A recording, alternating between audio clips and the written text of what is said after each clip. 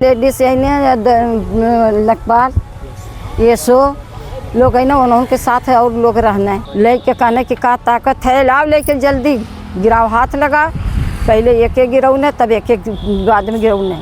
हमारी औरत का ऑपरेशन कराना है, बच्चा भी एक्सपायर हो गया, बच्चेदानी कट गई है, पेशाब की थैली फट गई है, उसके लिए मैं ऑपरेशन कराने के लिए पैसा जुटा रहा हूँ। हमारा घर गिरा रहे लोग। कमिश्नर साहब की जांच चल रही है और जांच के चलते हुए बीच में ये गिरा दिए, जांच नहीं होने पाई। खबर आजमगढ़ जिले से है, जहां रानी की सराय थाना क्षेत्र अंतर्गत ईश्वरपुर गांव निवासी नरेंद्र यादव नामक युवक अपने पिता रामजीत यादव को लेकर जिलाधिकारी कार्यालय पहुंचा, जहां उसने मीडिया कर्मियों को बयान देते हुए बताया कि लेखपाल और कानून गो की मिली भगत से उसका मकान जेसीबी लगवाकर गिरा दिया गया है। उसने बताया कि हमारा मुकदमा न्यायालय में भी चल रहा है, इसी मामले से जुड़ी एक जांच कमिश्नर के यहाँ भी चल रही है। इन सब के बावजूद भी विपक्षी ने लेखपाल, कानून गो और स्थानीय पुलिस से मिलकर हमारा मकान जेसीबी लगाकर ध्वस्त करवा दिया। पीड़ित ने कहा कि बगैर किसी नोटिस और बगैर किसी अदालती आदेश के बावजूद ऐसा किया गया है। नरेंद्र ने यह भी कहा कि मेरे घर में बीवी के इलाज के लिए पैसे रखे थे, वो भी गायब हो गए। उसने बताया कि जब मेरा घर गिराया जा रहा था तब कोई भी घर पर नहीं था और मैं अस्पताल में अपनी बीमार पत्नी का इलाज करवाने गया था। पीड़ित ने अधिकारियों से रो रो कर मदद की गुहार लगाई है।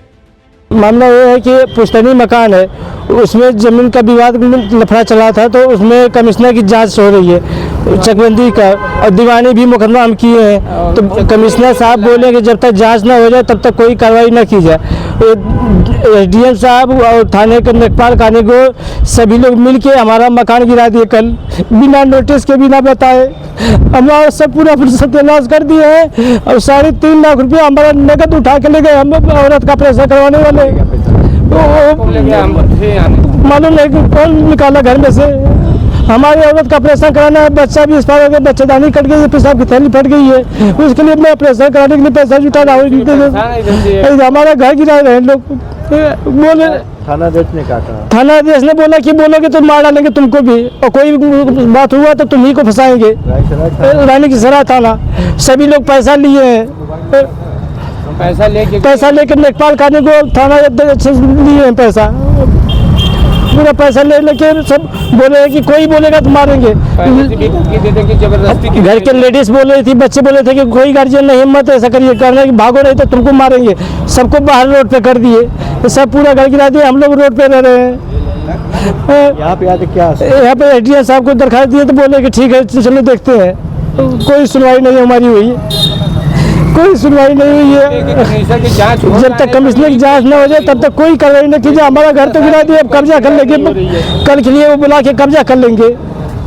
इसी तरह रात को गिरा देंगे, फिर ईटा गिरा के गिरा देंगे। हम कहाँ जाएंगे जब गांव की चकबंदी चल रही है, गांव के कमिश्नर की जांच चल रही है, तो कैसे हो रहा है।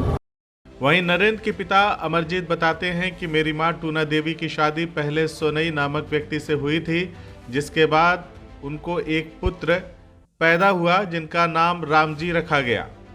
इसके बाद सोनई की कुछ समय बाद मृत्यु हो जाती है।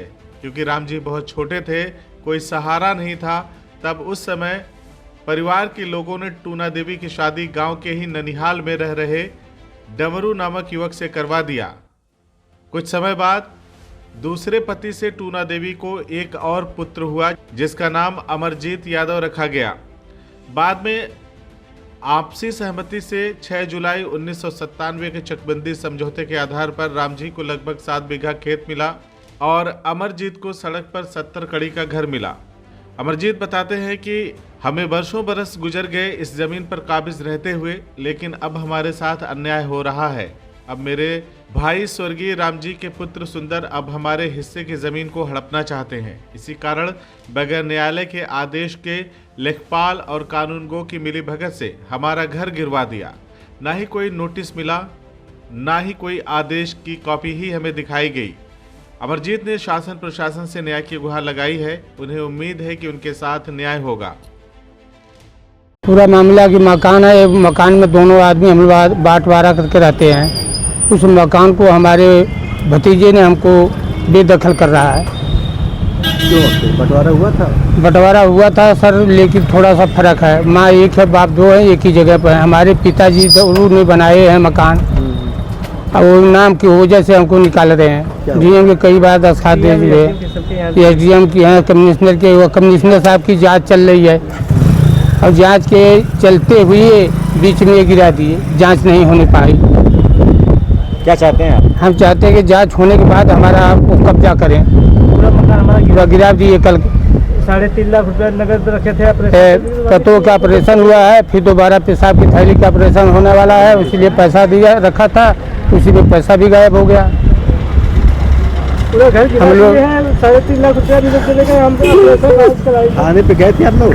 खाने पे नहीं, हम यही थे, कल तक हम कचहरी थे दिन भर, सुबह गया तो शाम को गिराए। घर पे कोई गार्जियन नहीं, कोई सबको मार गिराया है। वही लेखपाल और धमकी भी दी औरतों के, औरतों बोलोगे तो भी बंद कर देंगे पकड़ के।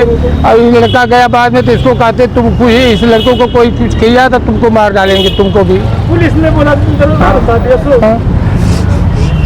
आपको बड़े सता रहे, भूम माफिया वाले भी उसमें लगे हैं। CIB इंडिया न्यूज की सभी खबरों को देखने के लिए लाल रंग की बटन को दबाकर चैनल को सब्सक्राइब जरूर करें, घंटी जरूर दबाएं ताकि हमारी सभी खबरों के नोटिफिकेशंस आप तक पहुंचते रहें।